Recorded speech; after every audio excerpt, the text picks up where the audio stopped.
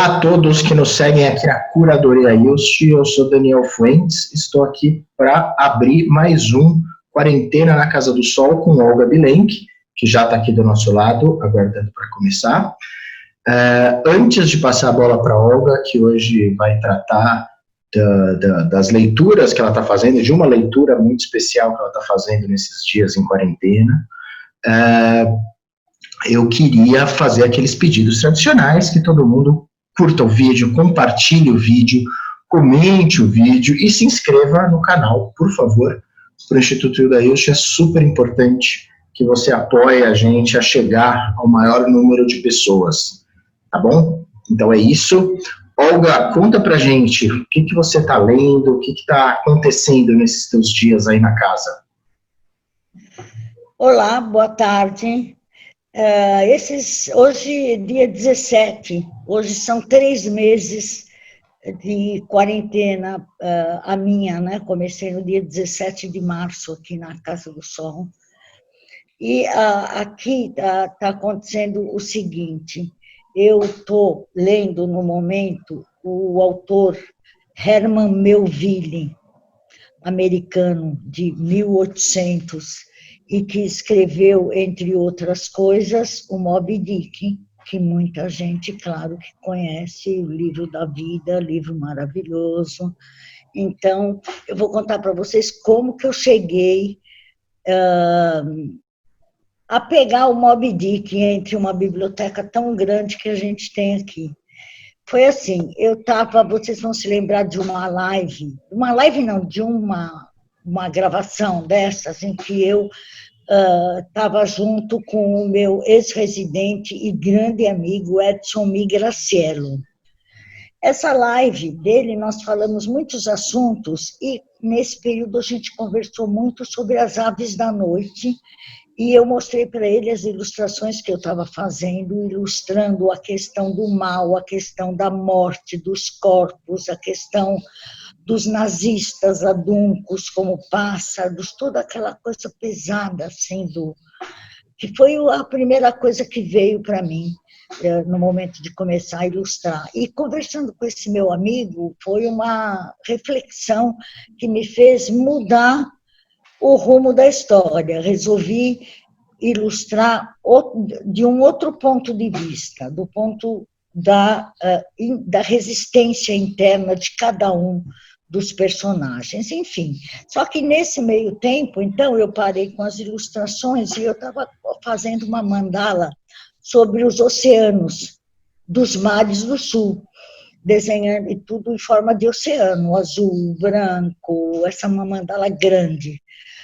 E nesse momento que eu estou entre refazer ou fazer de uma outra maneira essas ilustrações, eu vou continuando essa mandala azul e branca, Mares do Sul, muito linda, e de repente aquela minha amiga que já é íntima de vocês, que é a Najara Medeiros, me liga e me fala o seguinte: Olga, eu estou lendo o Moby Dick, Herman Melville, livro da vida de não sei quem, coisa maravilhosa. Você já leu? Nunca li.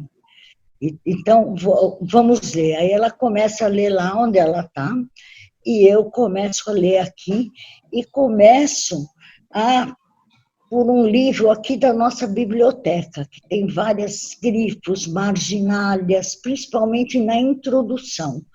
É uma edição de 1982, da Francisco Alves, e na introdução, a introdução escrita pelo Ledo Ivo. Nessa introdução é que a Hilda faz vários grifos. Então, eu quero dizer para vocês que nas próximas gravações que eu fizer, eu vou ler para vocês esses grifos, essas marginálias, e vocês vão observar as observações na Hilda sobre essa introdução do Ledo Ivo sobre o Herman Melville, que ele não fala só do Moby Dick, né? Ele fala desse homem apaixonante, especialíssimo, que foi o Herman Melville, e que escreveu essa obra famosíssima, né? Acho que só eu que faltou ler, porque todo mundo já leu o Moby Dick. E agora, é isso. Agora, Olga, conta um pouco da sua experiência com o Moby Dick. Como que foi para você essa leitura? Eu sei que você quer fazer um episódio específico para contar para o pessoal dos grifos da Hilda e tal, mas antes da gente chegar nessa parte, que a gente deixa todo mundo com vontade para o próximo episódio, conta para a gente um pouco dessa tua experiência com o livro. Como está sendo ler Moby Dick quais são as suas impressões? Então, eu ainda estou no começo, né? Não estou nas primeiras páginas. Então, eu fiquei muito maravilhada com a descrição que o narrador faz nessa cidade de Bedford, nos Estados Unidos, nesses anos de 1850. Ele sai para essa cidade de Bedford, que é uma cidade de baleeiras, né? Era o tempo em que o óleo da baleia era o que é o petróleo hoje. A cidade de Nova York, em 1850, ainda não existia nenhum arranha-céu. E a cidade começando a ser iluminada com esse óleo da baleia. Então, a descrição dessa aventura, que está começando, eu ainda estou no começo, é muito impressionante, porque ele chega num lugar para dormir muito simples, onde estão outros homens que trabalham nas baleeiras, né? E ele dorme junto com um que é um arpoador, que é um cara, assim, uma pessoa dessas ilhas selvagens, pitorescas, e eles dormem na mesma cama. E o mais incrível também, uma coisa meio impressionante também, outra coincidência, que o nome dele também, esqueci agora o nome do personagem, porque é um nome muito exótico, tipo Qué, não estou lembrando, mas eu vou pegar. Ele demora para chegar à noite, para dormir, o constrangimento, porque eles vão dormir na mesma cama, né? Aí o dono lá do lugar, ele pergunta por que ele está demorando tanto, já é madrugada, ele não chega, ele está demorando tanto, porque ele tem que terminar de vender as cabeças. Ele era um vendedor de cabeças, aquelas scalpos, né, cabeças diminuídas e tal. E a coincidência incrível que eu estava me referindo é que, há um tempo atrás, eu vou mostrar para vocês o desenho, uma figura estranha de um ser humano com uma cesta na frente e várias cabeças. Aí eu pus o nome nesse desenho de O Vendedor de Cabeças. Eu vou mostrar para vocês isso. Só que eu não tinha lido, não conhecia esse personagem. Foi uma coisa, assim, premonitória, né?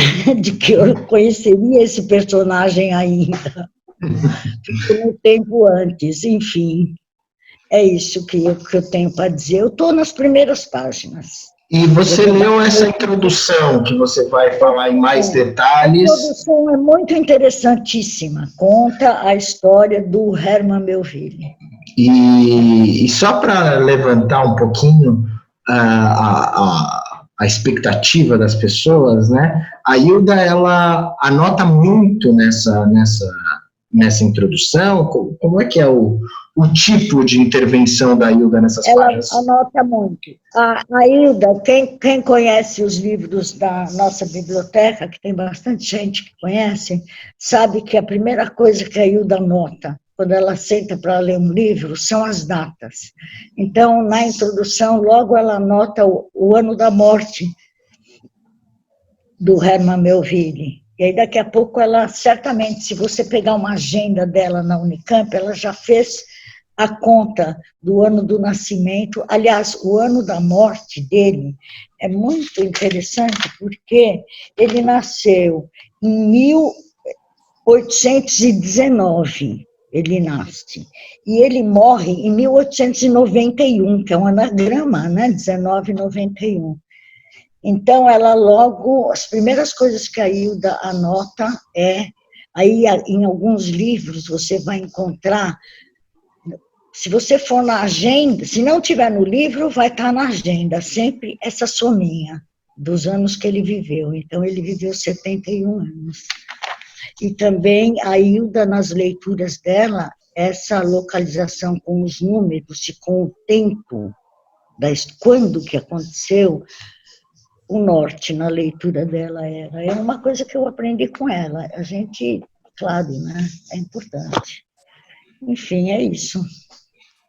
Então, podemos esperar para o próximo programa esse seu mergulho numa coisa que a gente pode fazer, inclusive, mais vezes, né? Que é mergulhar nessa biblioteca, né? Porque uma coisa interessante da biblioteca do Instituto Hilda Hilst é isso, né? Que os livros, existe um diálogo intelectual com o autor, com aquela leitura, enfim, que a Hilda e outras pessoas da casa fazem nas páginas dos livros, né? Então, exatamente. Além de ler o livro, você lê esse diálogo. Tem anotações do Zé e anotações da Hilda. E acho que isso é super interessante para vários programas. Então, a gente já pode prometer o próximo... Porque quando você lê um livro que outra pessoa leu e deixou lá uma opinião, é muito mais eletrizante, muito mais interessante. Eu li também livros anotados da biblioteca do Jurandir Valença, anotados por ele. Ele pedia para eu anotar em cima, para justamente construir esse diálogo.